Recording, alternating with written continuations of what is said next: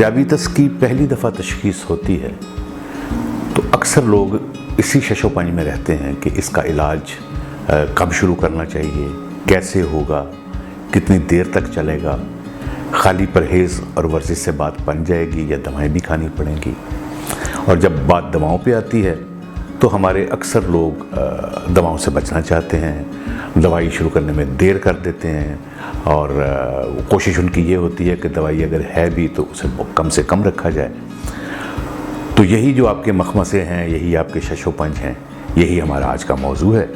मैं हूं डॉक्टर आसिफ कादरी और आप देख रहे हैं ज़ियाबीतस उर्दू टीवी। तो अब हम आते हैं अपने आज के मौजू की तरफ और इस सिलसिले में सबसे पहला सोचने का सवाल यह है कि ज़ियाबीतस का इलाज कब शुरू करना चाहिए।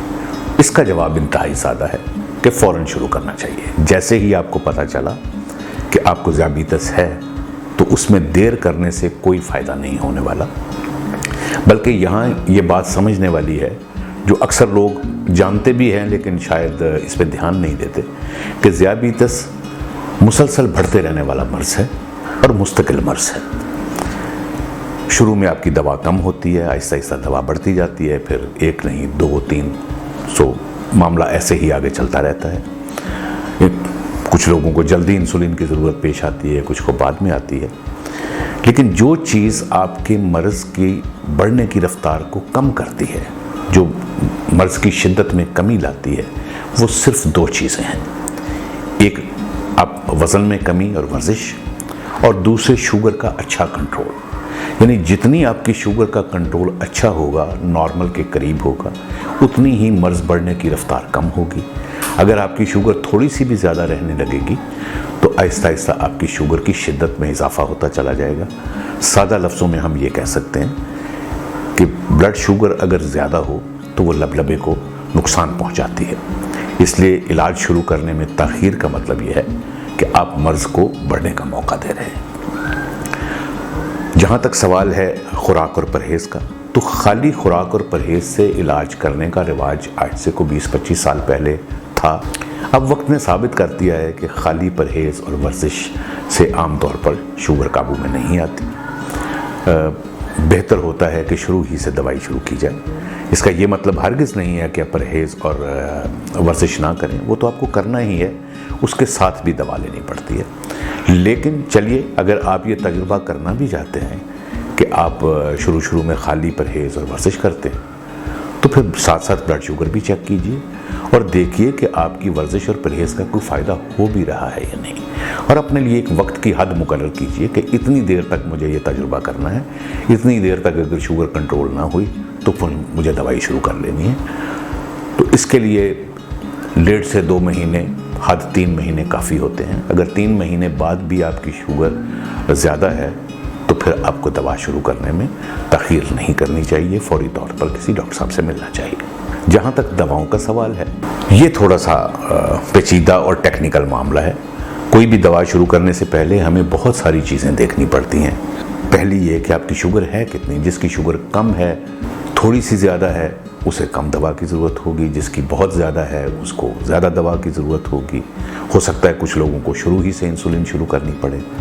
फिर आपका वज़न कितना है, खुदा न खास्ता शुगर के अलावा कोई और मर्ज़ तो नहीं है, जैसे किसी को ब्लड प्रेशर है, दिल का मर्ज़ है, गुर्दे की तकलीफ़ है, कोई शुगर की पेचीदगी है। तो इन सारी चीज़ों का अंदाज़ा लगाने के बाद ही डॉक्टर साहब ये फ़ैसला करेंगे कि आपकी दवा कहाँ से शुरू करनी है।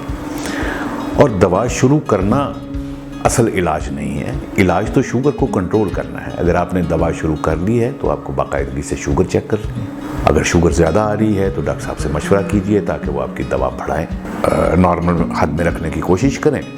आम तौर तक हम 1 से लेके 3 तक गोलियां दे सकते हैं। 3 दवाओं से ज़्यादा गोलियों की सूरत में दवा देने का रिवाज अभी तक दुनिया में नहीं है। अगर 3 गोलियां भी असर नहीं करती तो आपको इंसुलिन भी दी जा सकती है।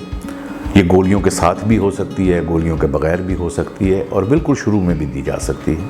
लेकिन ये बात तो होगी आपकी शुगर के कंट्रोल करने की। अब जिस शख्स को शुगर है उसको, ख़ास तौर पे अगर उम्र 40 साल से ज़्यादा है, तो दिल के मर्ज़ और फालिज का ख़तरा आम लोगों की निस्बत को तकरीबन 10 गुना ज़्यादा होता है। सो ऐसे लोगों में अब पूरी दुनिया में ये रिवाज है कि हम दिल के मर्ज़ और फालिज से बचाने के लिए कुछ हिफाजती दवाइयाँ देते हैं, जैसे खून पतला रखने की दवाई है और कोलेस्ट्रॉल की दवाई है। इसका फैसला तो डॉक्टर साहब ही करेंगे कि आपको देनी है या नहीं देनी है, और देनी है तो कितनी देनी है।